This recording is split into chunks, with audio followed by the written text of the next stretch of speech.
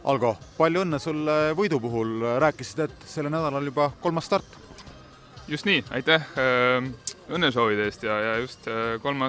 võistlus oli ja 3 võitu, et teised olid midagi natukene lahjema koosseisuga, aga siiski treeningute eesmärgil sai nii tehtud. Jah.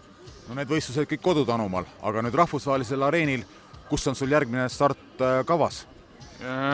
Rahvusvahelisel areenil on skiklassik sarja kuuluv Birkebeiner rennet Norras, see on märtsi keskel. Ja seal oled siis kuulumas kuuldavasti Lukas Baueri oma taskutiimi.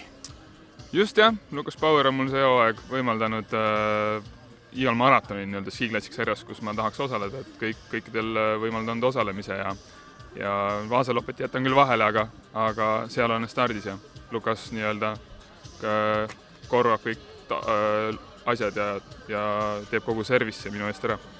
Kuidas senist tänavust hooaega hindad? Holmenkollenis ikkagi see 33. koht päris korralik. Hea on kuulda, et ütlete korralik koht, et tegelikult ise rahule jään, läksin kõrgemat kohta püüdma, aga see hooaeg on raske olnud. Olen ka tervisega hädas olnud ja ei saavutanud, ütleme, Holmenkolleniks seda vormi tippu nagu tahtsin ja kahjuks jäi ka Tartu maraton ära, et selline raske hooaeg on olnud, aga ma loodan siit hooaja lõpust midagi ilusat enda jaoks nagu saavutada. Kas me näeme sind ka Haanjas?